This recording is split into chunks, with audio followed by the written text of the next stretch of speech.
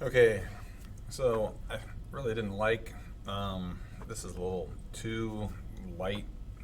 And so what I'm gonna do is take a little bit of this warmer yellow, this cadmium, I guess that's yellow ochre. But I'm gonna put a little wet wash over things to warm it up a little bit. I'm just gonna put it over everything. Now, as long as I don't really work this around too much, then those other kind of details are going to stay sharp. But I like this a lot better. It just seemed like it was a little too cool.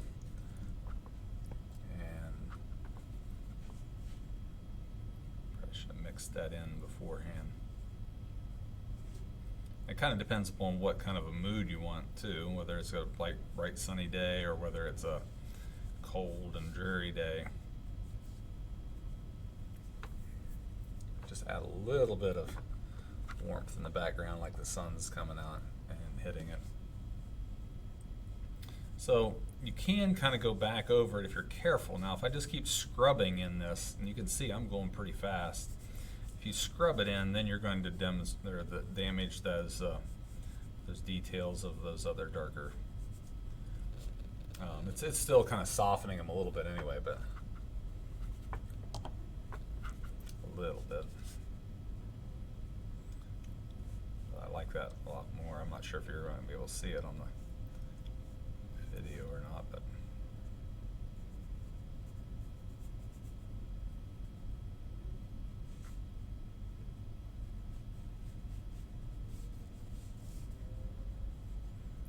going kind of quickly. Whether or not you'll be able to go that quickly or not, I don't know. But okay, so a little more variation. I mean, even if we wanted to put some, maybe the leaves are turning a little bit, you can, while it's still wet, just kind of throw in. It's not quite wet enough, but maybe just a few little orange kind of blobs in there to kind of show that maybe that tree there was kind of turning, more of a fall leaves. Anyway, we're just adding a little more color. And I think that looks a lot richer than what my other one was. It was kind of stale. Then what I'm going to do here is, a lot of times I'm looking for that base color, and in this case, a little bit of brown, a little bit of that yellow ochre. I'm going to stay light, but I'm looking for that base color, and kind of give this is a thatched roof, so the thatched roof, especially in England, just made out of grass. Pretty cool, and still being used a lot. That base color in there, maybe a little oranger than I really wanted, but I'm going to come back over there after that dries, and we'll work on that. I could probably do that as well. I kind of like this warm color here,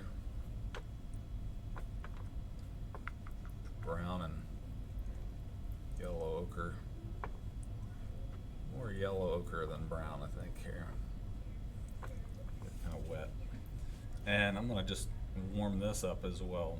So the sun is coming here,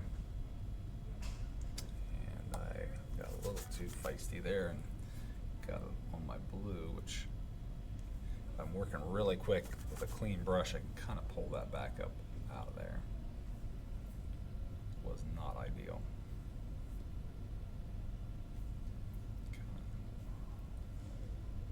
Suck that back out.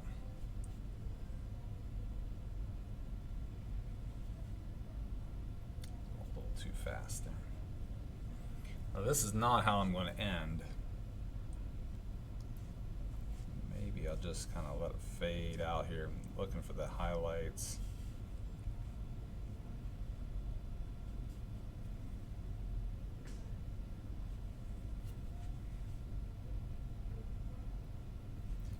get that base value in there. This is a kind of a tough painting because I've got all these little pieces, parts in here that I have to address.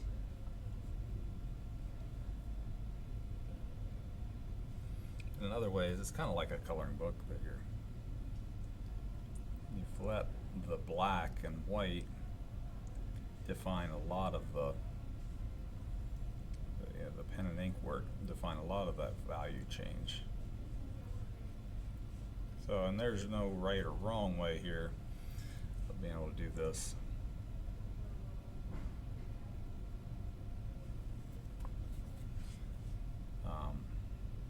Some people are going to get really tight with their paintings, very realistic, and if you're going to do that, you probably want to do a little less line work, and if you want it to be more illustrative, I guess, you can use a little more line work. This pretty wet.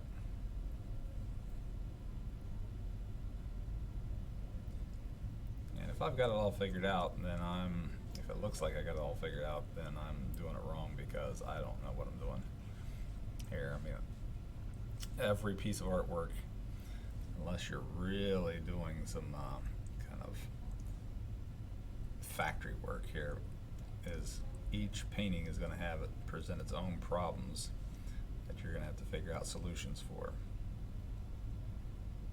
and that you've maybe never encountered before.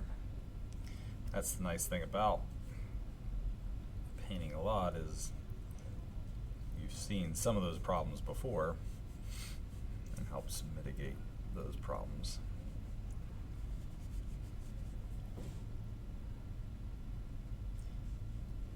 I haven't done anything specifically like this, so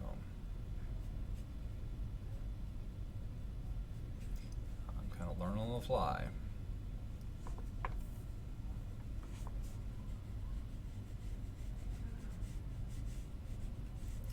Big roots right here.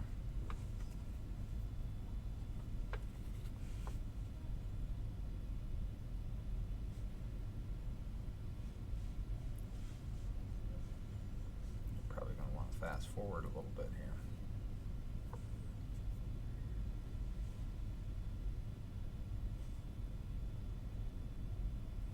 I'm going to cool down the right hand side of these to give that shadow effect a little bit, but I'm just getting this warmness first.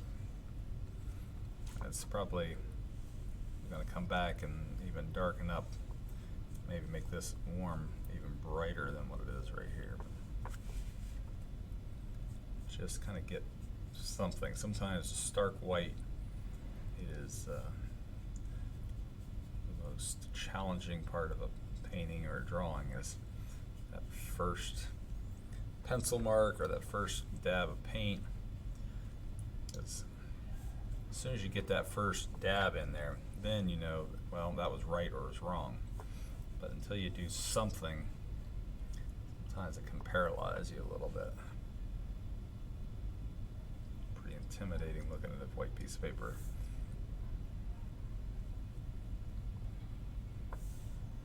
That's really super light at the moment, but that would be the next step, is we're just kind of putting in those base colors. Probably come back in here. Actually, I think I'm gonna put a little base in here on this set of here to come back in and green it up later after this dries.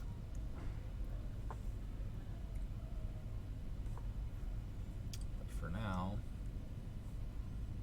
just get a little bit of warmth in there. Same thing on this one.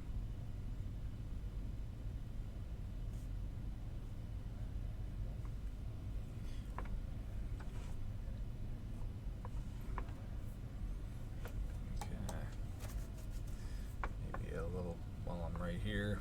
Got another minute or so before my bell rings. Kind of a earthy brown, maybe just add a little bit of red. And we'll add some bricks here. See, I'm not gonna do a different color on both sides right at the moment.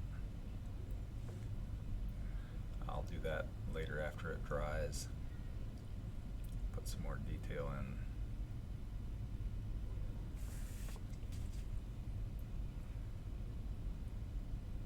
Just get that base value.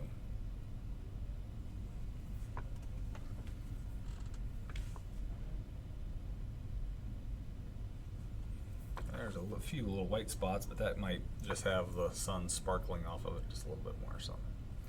Okay, that's progressing on here.